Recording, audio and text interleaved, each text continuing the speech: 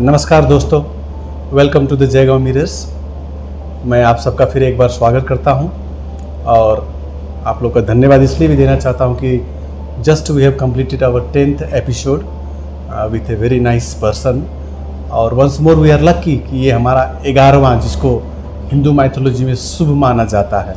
तो हम 11वां एपिसोड एक बहुत ही बेहतरीन, लवेबल और ऐसे इंसान के साथ कर रहे हैं जिसको हम किसी एक डिपार्टमेंट में ले ही नहीं जा सकते हैं। ये अपने ज़माने में यूथ में, स्पोर्ट्स में, बिजनेस में, हर ये आप देख रहे हैं मेरे पास ये 4 पेज का इनका ये रिज्यूम है।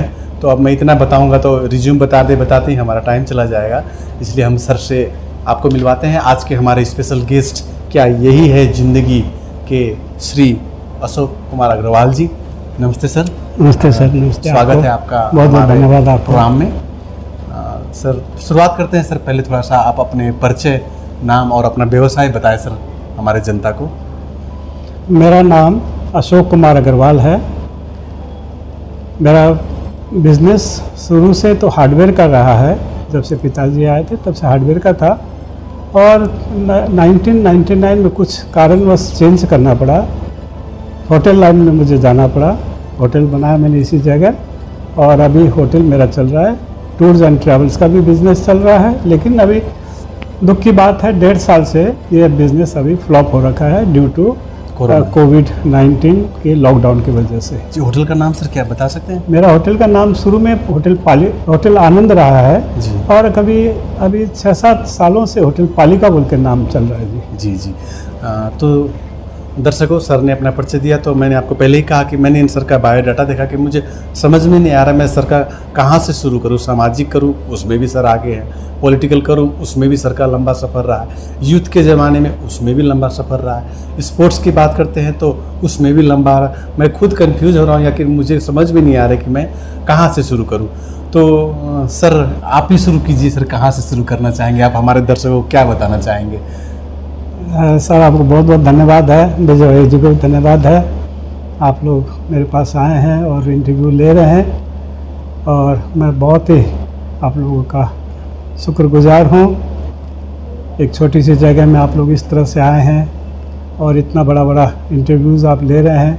आज मेरे साथ आप 11वीं एपिसोड कर रहे हैं। अच्छा सर, 1 मिनट हम आपको रोकना चाहेंगे। सर जैसे हमारे प्रोग्राम का नाम है क्या यही है ज़िंदगी। हाँ जी। तो सर मतलब इसको आप कैसे एक्सप्लेन करेंगे? क्या यही है ज़िंदगी आपके लिए या और कुछ है या कुछ और है? क्या है सर ज़िंदगी? क्या यही है ज़िंदगी? नहीं, मेरे लिए यही है ज़िंदगी। इसमें मैंने बहुत कुछ पाया है मेरी ज़िंदगी में। जी। भगवान को मैं बहुत बहुत धन्यवाद देना चाहता हूँ। मेरे साथ जितने लोग जुड़े हैं, जैसे आप जैसे अच्छे लोग जुड़े हैं, उनको भी मैं धन्यवाद देना चाहता हूँ। सर आप अपनी ज़िंदगी से खुश है?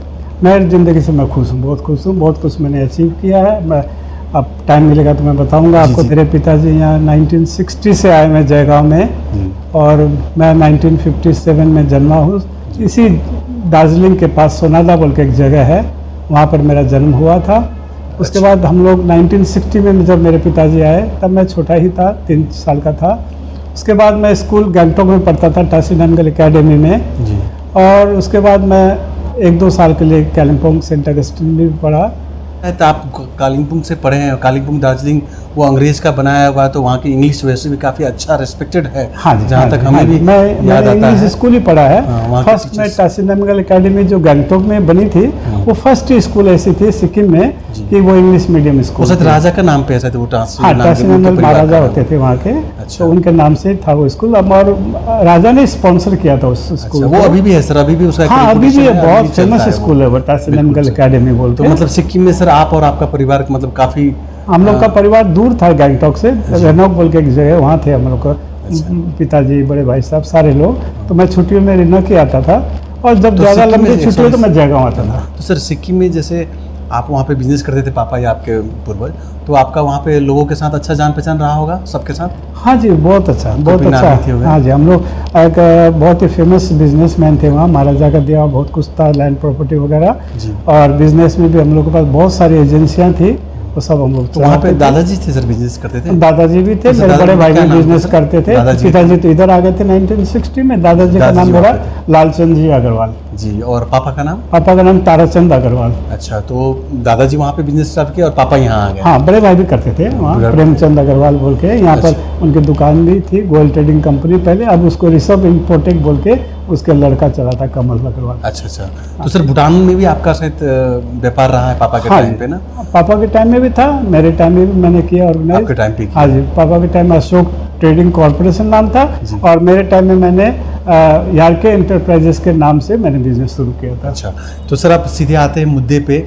सर आप ये बताएं कि इस क्षेत्र में as a social, as a businessman, आपका क्या क्या कंट्रीब्यूशन रहा, जिसको आपको लगता है कि हाँ हाँ, जी। ये मैंने किया हाँ है जी, या हाँ जी, करने हाँ की कोशिश किया है? नहीं, देखिए हम लोग तो जब आगे बढ़े थे जी। तो जयगांव बहुत ही छोटा हुआ करता था, बहुत कम लोग हुआ करते थे। फिर भी मैं एक, पता नहीं क्यों भगवान की देन ही रही हमेशा ही मेरे साथ, मैंने बहुत सारे संस्थाओं को खोलने की चेष्टा की। जी। 1980 में मैंने लायंस क्लब को ज्वाइन किया। उस संस्था में भी मैं आस्ते आस्ते आस्ते सभी पोस्ट मैंने होल्ड किया। बेस्ट क्लब प्रेसिडेंट हो क्या, पूरे डिस्ट्रिक्ट में, हमारा बहुत बड़ा डिस्ट्रिक्ट होता था तब। अच्छा सर, क्षमा चाहे हम हाँ, रोकेंगे सर हाँ। आपको, क्योंकि हमने यहाँ पे देखा था सर कि आपने कुछ नाम बताते सर, क्योंकि इतने सारे नाम है, उसमें से आप कुछ जैसे एक लायंस के मेंबर थे और कुछ दिन यहाँ पंचायत में भी रहे, आप प्रधान भी रहे, हाँ जी। और क्या क्या रहे सर? सिर्फ नाम बताना है सर, क्योंकि आपकी लिस्ट इतनी लंबा हाँ, है। ठीक है जी। तो हम फिर इसको ठीक लेंगे है। अगले बार। मैं लायंस क्लब में, लायंस क्लब में रहे। सबसे बड़ा पोस्ट मैंने काउंसिल चेयरमैन का काउंसिल। पोस्ट हासिल किया। वो 13 स्टेट ऑफ इंडिया था, ईस्टर्न स्टेट्स। अच्छा, उसमें उससे आप बड़ा पोस्ट माना जाता है वैसे डिस्ट्रिक्ट गवर्नर का। डिस्ट्रिक्ट गवर्नर भी मैं रहा 95 में। जी। उसमें पूरे ईस्टर्न इंडिया के 7 स्टेट, सिक्किम, भूटान उसमें शामिल था, और up to Malda in West Bengal. और सर ये लोकल में जब आप यहाँ पे पंचायत में वार्ड मेंबर और उप प्रधान रहे ना हाँ सर, जी। तो उस समय का कार्यकाल कैसा रहा सर? कुछ मैं याद है बताऊँ आपको, 1997 से मैं पंचायत मेंबर इलेक्ट हुआ, और 5 साल मैं पंचायत मेंबर के रूप में चला। लेफ्ट फ्रंट से मैं उस टाइम था। उसके बाद मैं 5 साल 2003 से लेकर 2008 तक मैं उप प्रधान भी रहा जयगांव का, 5 साल पोस्ट था वो। उसके बाद 2008 से लेकर 2013 तक मैं पंचायत मेंबर, फिर इलेक्शन में जीता था, पंचायत मेंबर इलेक्टेड हुआ मैं। जी सर, बस यही हम जानना चाहते हैं सर। अब यही भी इस कार्यकाल में थोड़ा आप हमें बताएं कि सर आपने क्या क्या किया जयगांव या इसके आसपास के लिए, एज ए वार्ड मेंबर या एज ए उप प्रधान? हाँ, कुछ हाँ। चीज़ें। मैं एज ए सोशल वर्कर जी। प्रैक्टिकली मैंने मेरे गांव को उन्नति के लिए बहुत कुछ मैंने आगे बढ़ाया गांव को। पहले इतना काम नहीं होता था। फिर मैंने, जब मैं सृजना टोल का पंचायत मेंबर हुआ, तब मैंने वहाँ पर इलेक्ट्रिक की बहुत कमी थी उस गांव में। जी। तो मैंने अपने ही तरफ से पूरा केबल, जो अंडरग्राउंड केबल वगैरह लगवा के वहाँ का बिजली प्रोवाइड किया। उसमें अब आपका voltage- बिजली में हाँ, बहुत बड़ा योगदान रहा। हाँ, सर, ये बहुत। किस साल की बात है लगभग? ये 97 टू 2003 में सृजना टोल का मेंबर अच्छा था। अच्छा जी सर। वहाँ बिजली का प्रोवाइड किया, घर वगैरह दिया, जहाँ पर कि लोगों का 1-2 घर जला, उसमें मैंने सिंचाई सीट वगैरह घर बनाने का मैंने योगदान दिया। इस तरह से मैंने काफ़ी वहाँ का अच्छा। सृजना टोल में काम किया। अच्छा उसके सर। बाद मैं अगले साल जब मैं उप प्रधान बना, तो मैंने ये सुभाषपल्ली का रिप्रेजेंट किया था। दो कंटिन्यू टर्म 5-5 साल का सुभाषपल्ली में किया, और पानी की कमी थी। अच्छा। तो जब मुझे लगा कि पानी की कमी है, तो मेरा यहाँ पर बोरिंग किया हुआ था।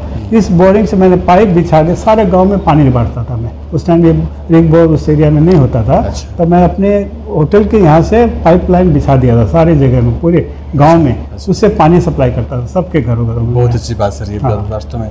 अच्छा सर, अगर आपसे पूछा जाए कि मतलब आप कैसे आदमी है सर, मतलब social, political, down to earth, मतलब आप अपने आप को किस तरह से परिभाषा करेंगे? मैं एकदम डाउन टू अर्थ आदमी हूँ। जी। सबके साथ मिलन जुलन है मेरा। बच्चा से भी मेरा वैसा ही मेलजोल है, गरीब लोगों से वैसा ही मेलजोल है। उनके घर में जाता हूँ तो उनके पास ही बैठ जाता हूँ, उनके आंगन में बैठ जाता हूँ, उनके साथ बैठ जाता हूँ, उनके साथ खा लेता हूँ मैं। कोई मेरे मन में भेदभाव नहीं है। और ऊपर से ऊपर अमीर लोगों के साथ भी मेरा बैठा उठी है।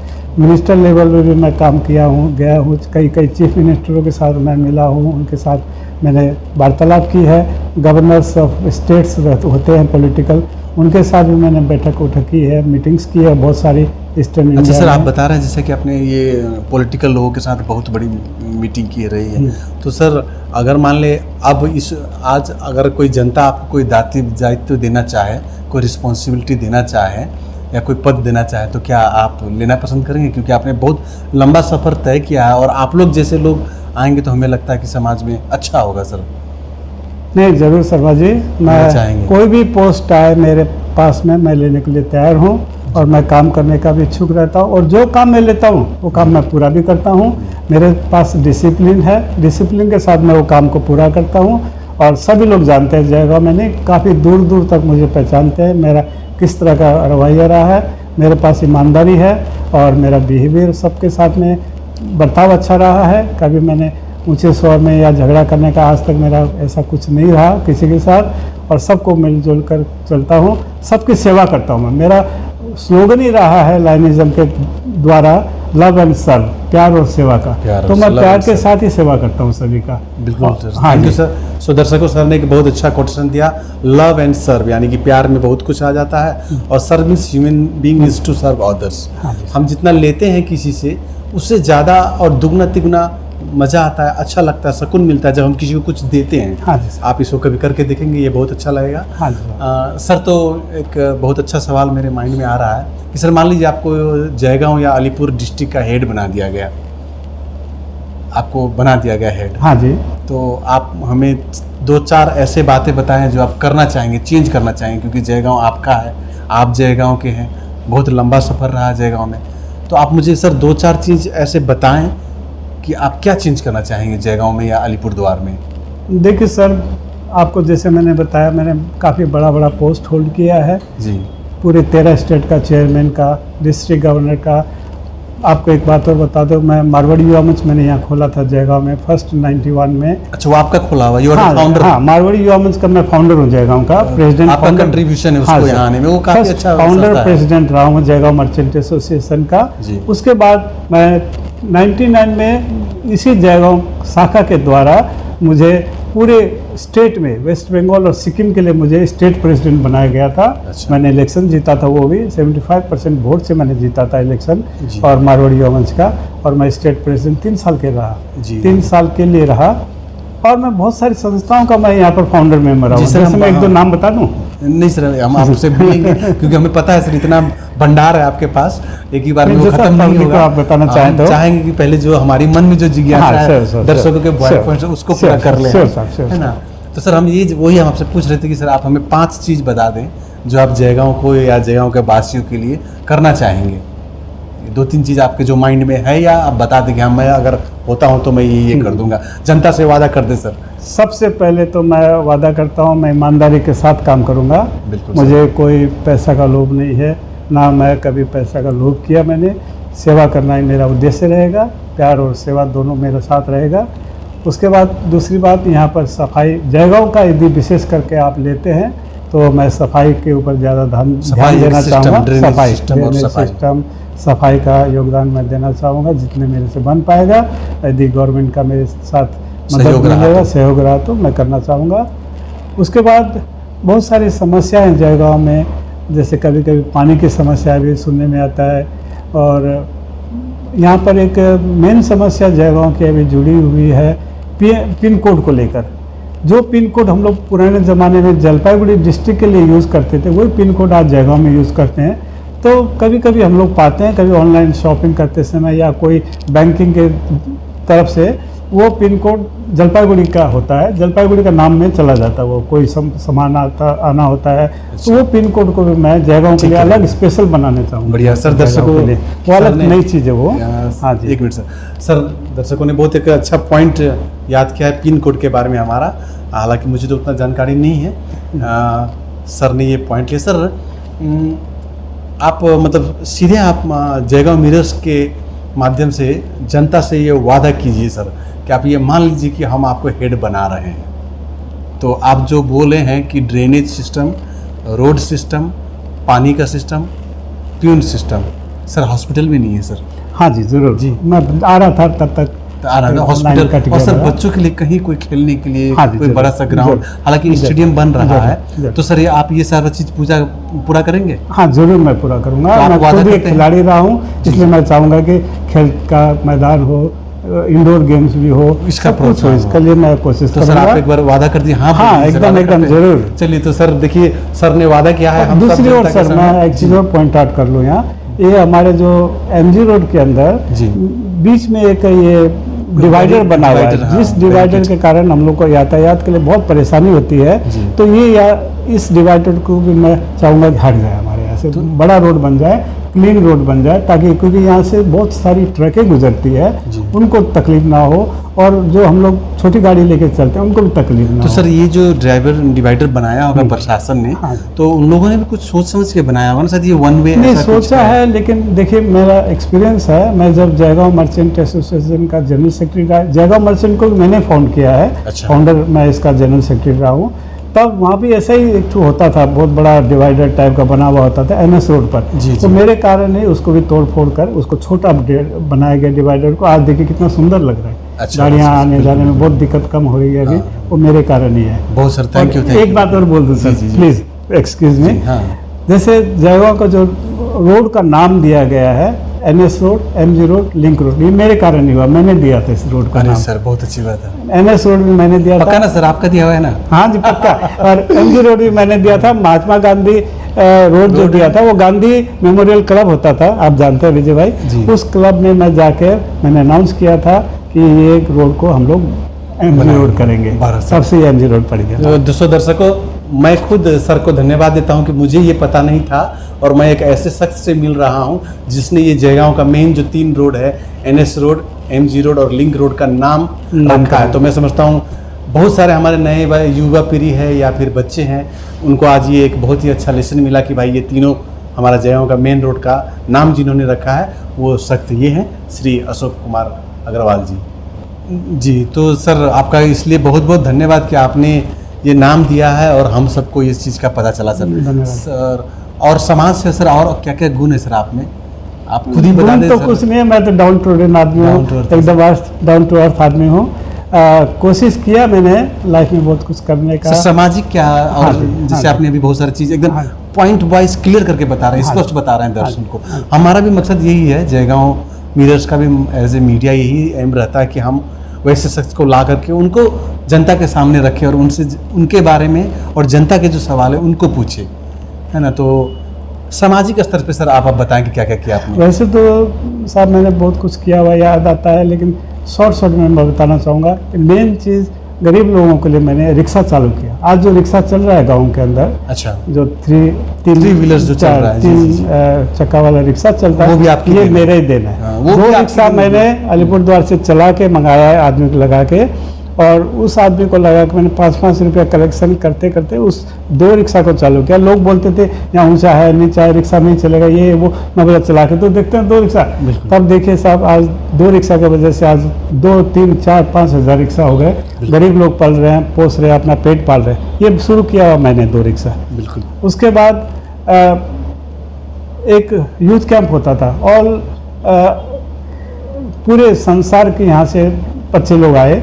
मैंने फुनसिलिंग के अंदर, भूटान के अंदर यूथ कैंप ऑर्गेनाइज किया। पूरे वर्ल्ड से बच्चे वर्ल्ड आए से थे बच्चे लोग भूटान आए थे। के अंदर। हाँ जी, हाँ अपने जी। जयगांव से भी हमने गए थे। जयगांव से ही करवाया था ये काम। जी, मैं अच्छा। जयगांव का लाइन मेंबर था, इसीलिए कराया था।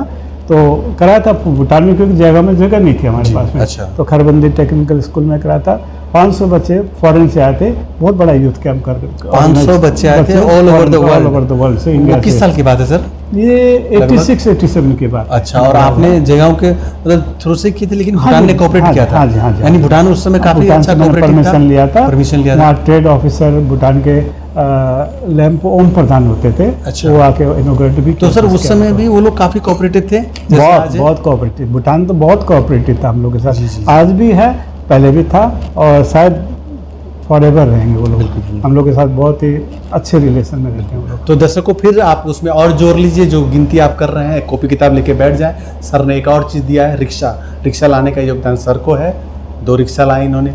फिर इन्होंने जैसा कहा कि पूरे ऑल ओवर द वर्ल्ड से यूथ को, यंग जनरेशन को मिला करके गेट टुगेदर। ये बहुत ही इंपॉर्टेंट बात है कि यूथ एक दूसरे से मिले, एक दूसरे को समझे, एक दूसरे को जाने। तो आप समझिए 86-87 में सर बता रहे हैं कि 500 बच्चों को ऑल ओवर द वर्ल्ड लाना और जयगांव में रह करके प्रोग्राम को भूटान में कराना इंटरनेशनल लेवल पे, ये बहुत बड़ा नाम ही था First- international youth camp.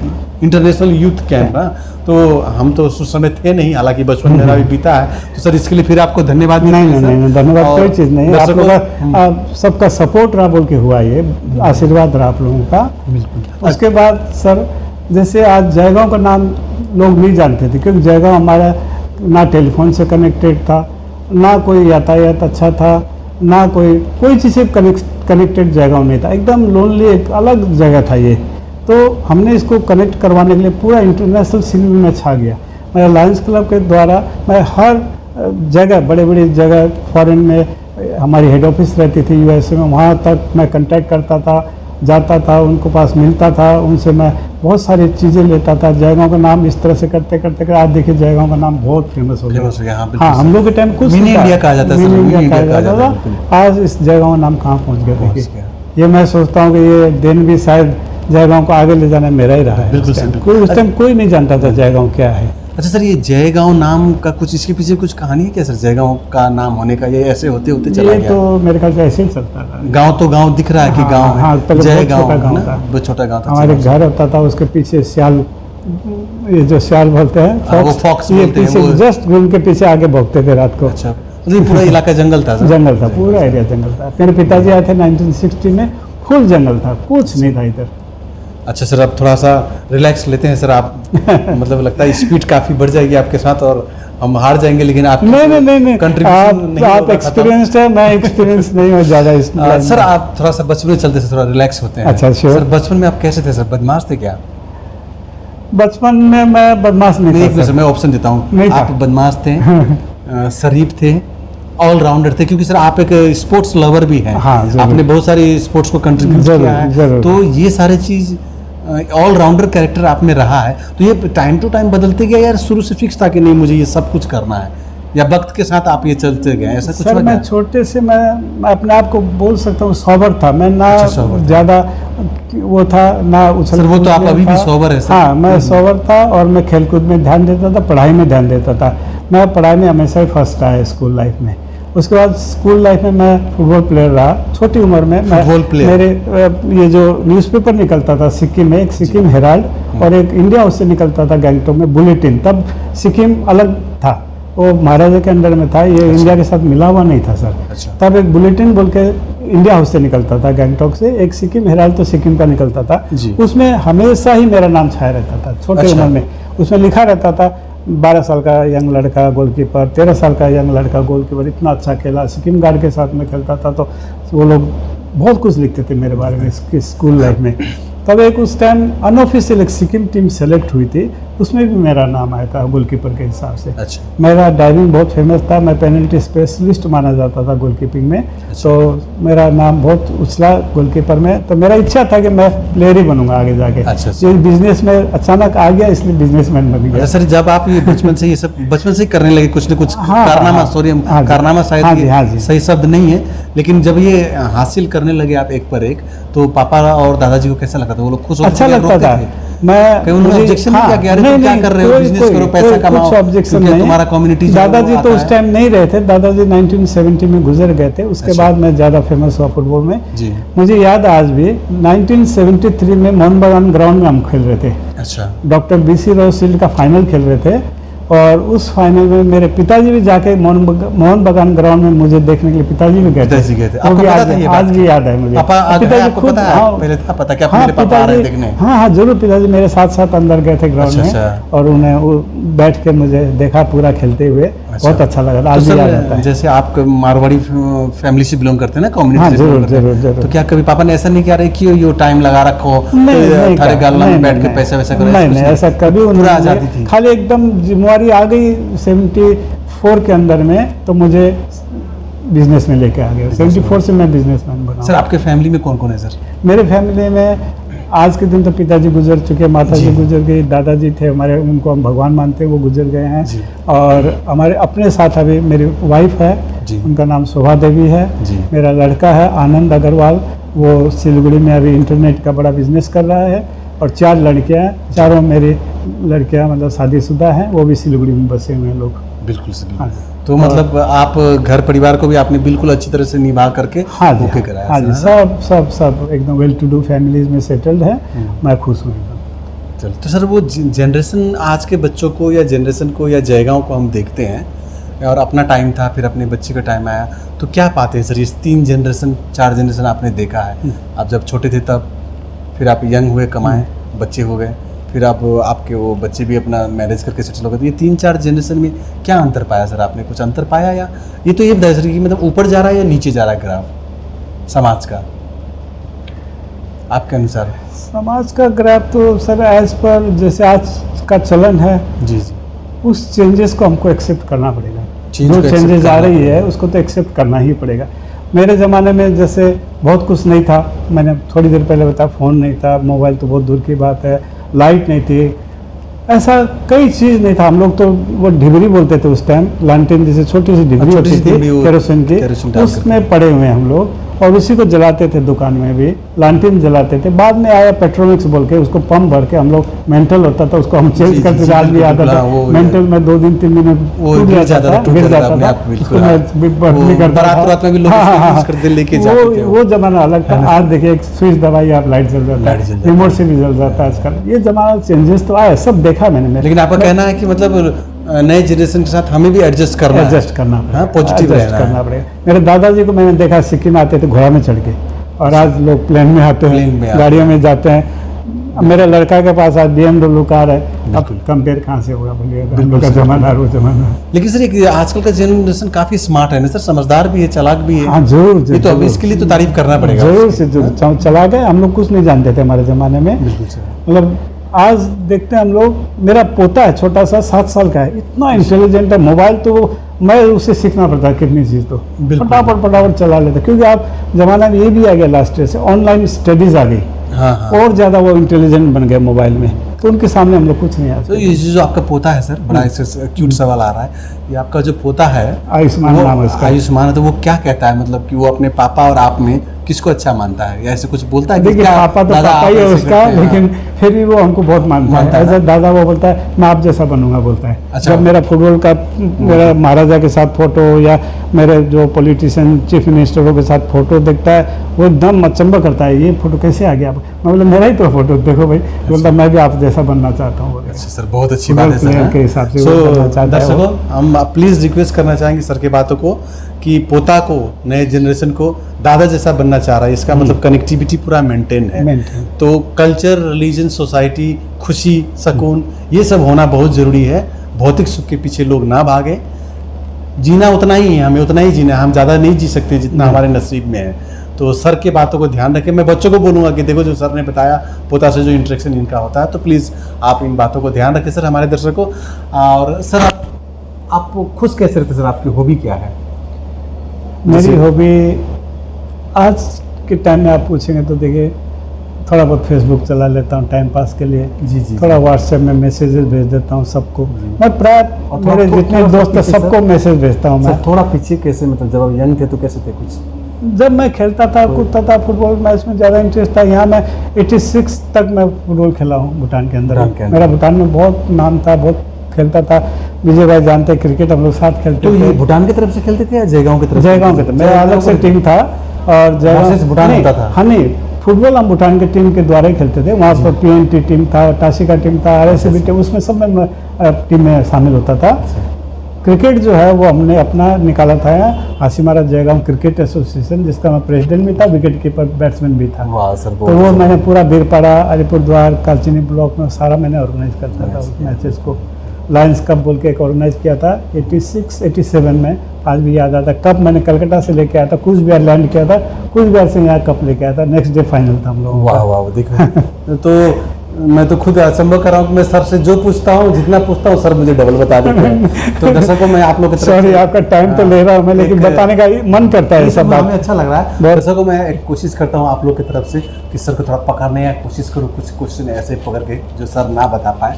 Sir आप हमें बताएं ऐसे कि आप यंग एज की मैं पूछता हूँ, तो आप गाना गा लेते हैं सर?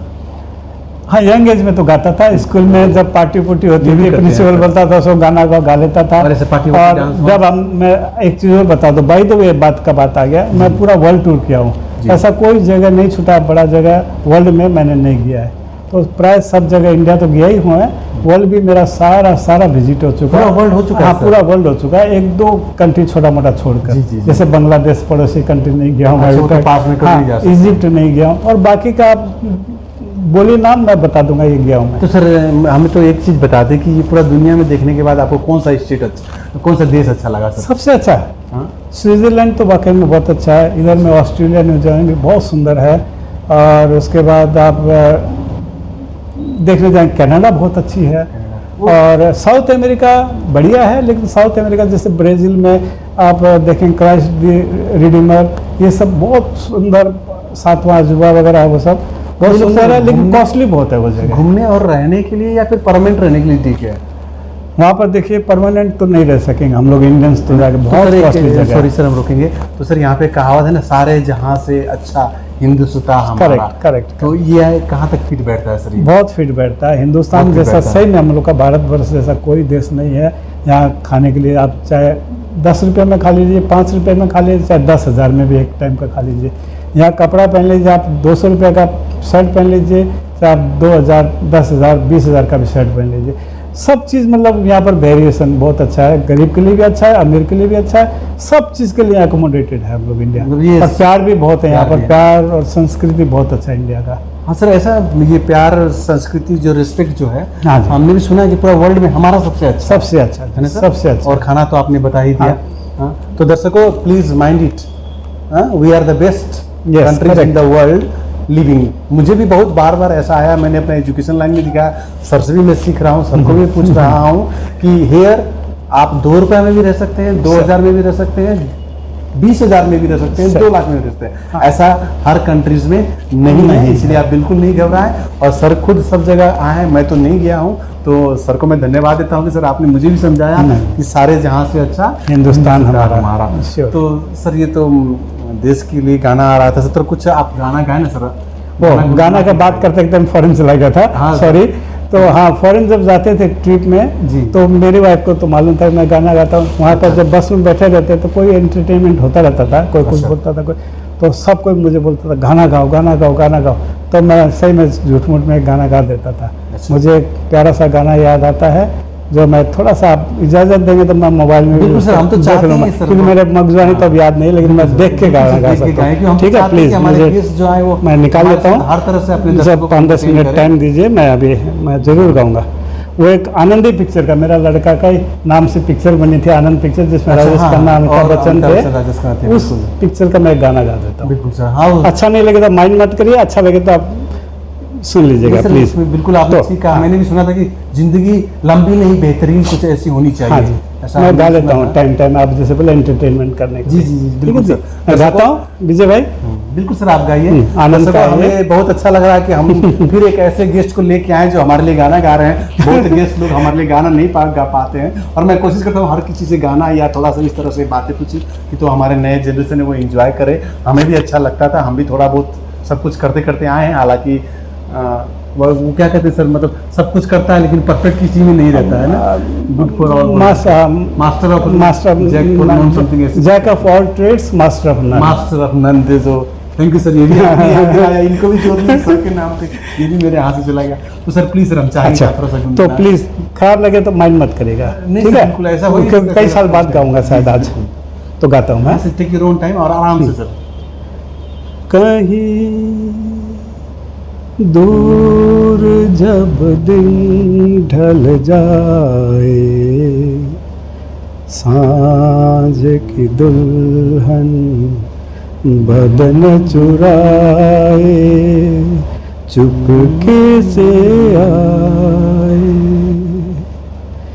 मेरे ख्यालों के आंगन में कोई सपनों के दीप जलाए, दीप जलाए, कहीं दूर जब दिन ढल जाए, सांझ की दुल्हन बदन चुराए, चुपके से आए।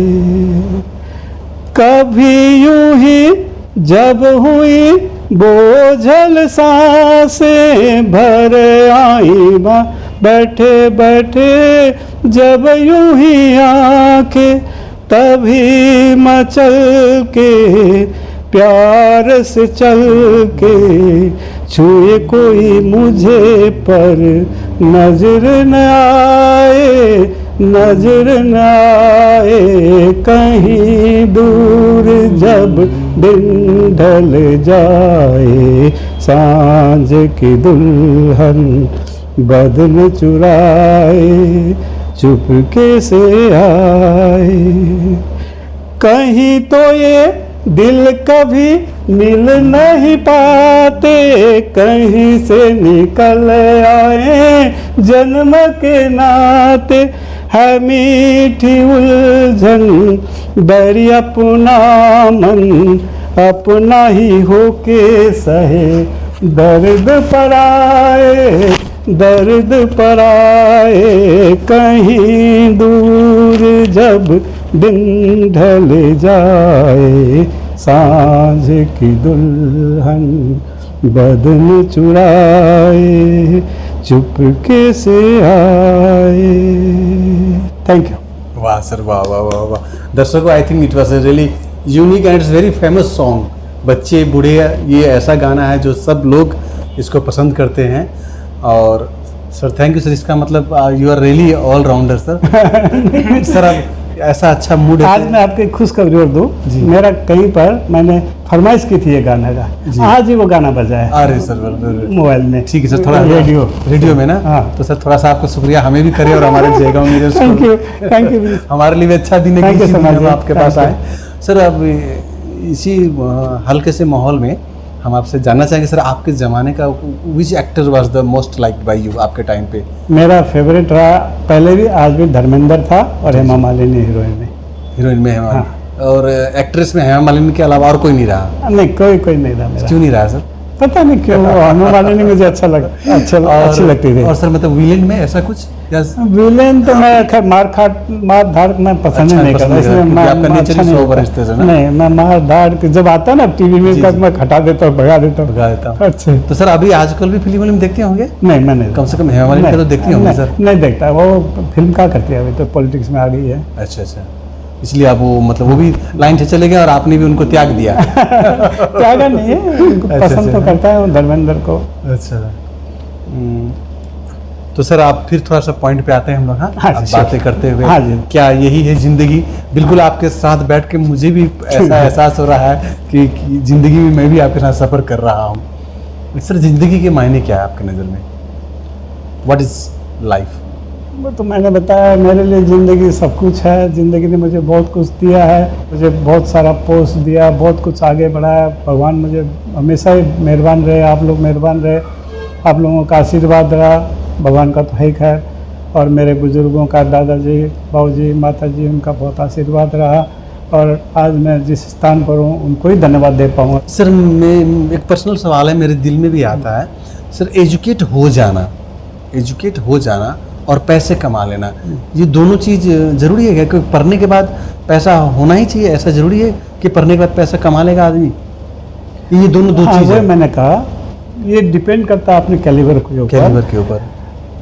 पढ़ा लिखा आदमी भी आज देखिए भूखा मर रहा है।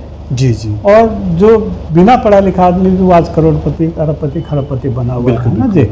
तो पढ़ा लिखा भी ज़रूरी है आज के ज़माने में, लेकिन मैंने जैसे बताया आपको प्रॉब्लम फेस करने का तरीका होना चाहिए, आपको कामयाब होने के लिए आगे बढ़ना चाहिए, स्ट्रगल करना चाहिए। मेहनत तो बहुत ज़रूरी है, मेहनत करेंगे और डिसिप्लिन के साथ, वो भी नहीं कि इनडिसिप्लिन के साथ। डिसिप्लिन रखिए, अपना टाइम मेंटेन करिए, सबके साथ मिलजुल अच्छा रखिए, चीटिंगबाजी में नहीं रहिए, ईमानदारी से आगे बढ़िए, तो आपको कोई नहीं रोक सकता।